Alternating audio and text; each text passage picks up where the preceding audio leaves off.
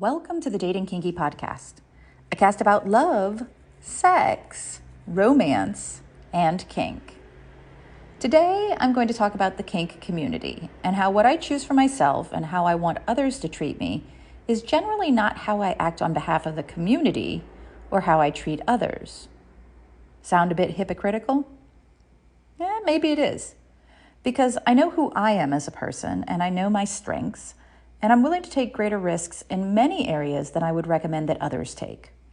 I also indulge in relationship dynamics and behaviors that I might judge to be wrong or abusive in a situation with different people and the wrong power differential.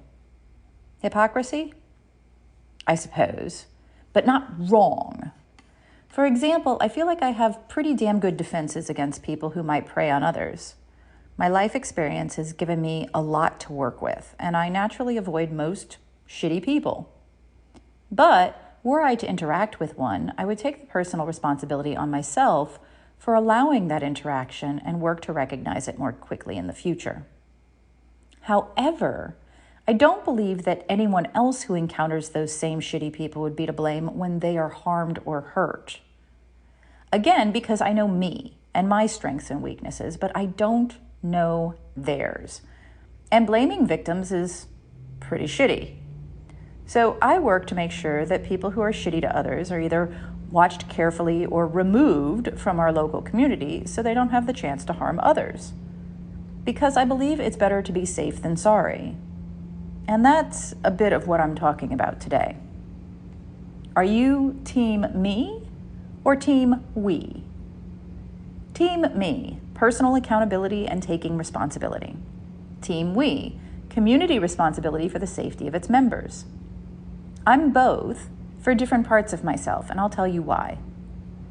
In kink, we have a lot of acronyms, like a lot. SSC, RAC, PRIC, and 4Cs, for example. Don't know what all those are? Let me informate you. SSC, or Safe, Sane, and Consensual. One of the first acronyms to promote the tenets of kink. Some people criticize it for the words safe and sane because kink is inherently not safe, like life, but with even more risk. And that's what many kinksters like about kink. And because sane is a subjective term, and while one person might consider blood play sane, another might not. RAC, or risk-aware consensual kink. A perspective that allows for risky or unsafe kink activities as long as all consenting participants are aware of the risks involved. It was developed to replace SSC, which many believe condones only activities that are considered safe or sane, and does not take into account those parts of kink that are inherently more dangerous than others. PRIC, or Personal Responsibility Informed Consensual Kink, is the newcomer to the group, an evolution adding the idea of personal responsibility as a consideration in kinky participation. 4Cs, or Caring, Communication, Consent, and Caution. This is the only version that specifically focuses in on there being two people involved and the engagement between them with the words caring and communication. I do quite like that addition. Which is the right choice? Whichever resonates best with you. Or do your own thing. The first three are just what are commonly used and recognized in kink right now. 4Cs is a newcomer. 4Cs is a newcomer. Kinksters often disagree on which is best and how to put into words the most important parts of kink. And that's okay.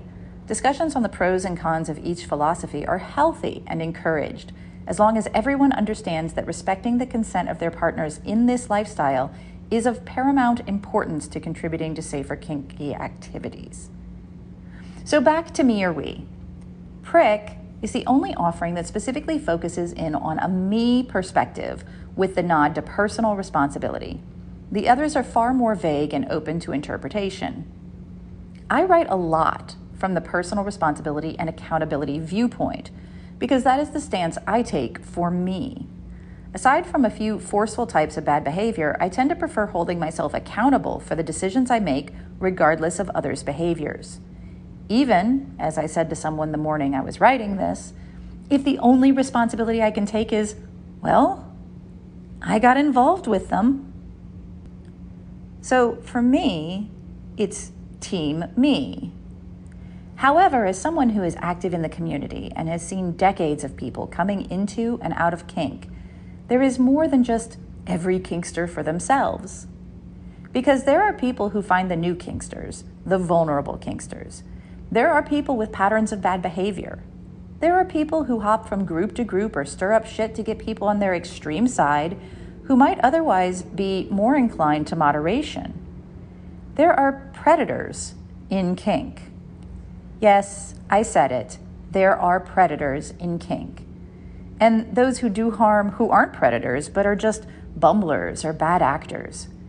In every group of humans, actually. No group is safe, including religions.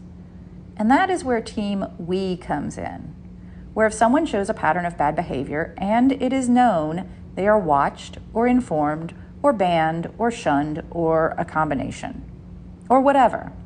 Hell, on Dating Kinky, if someone reports someone for being too jerky even, they will get a note, then get shucked.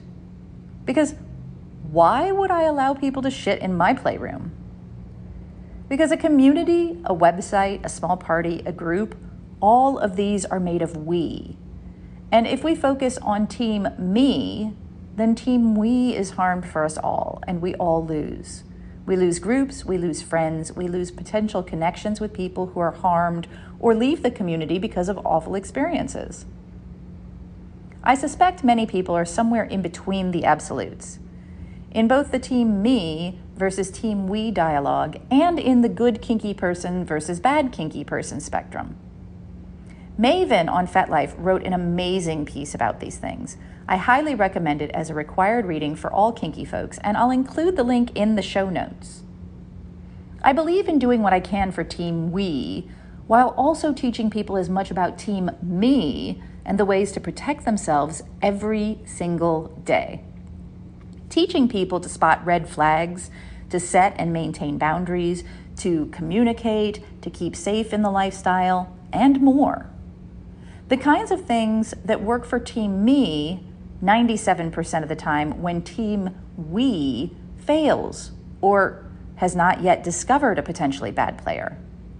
Because the more tools each person has for protecting Team Me, the better Team We, the community, can become. What are your thoughts? Are you more Team Me or Team We? Do you feel that both are important? How do you feel that Team We most often fails? And how have you, if you have, failed Team Me in the past? Thank you for joining me today.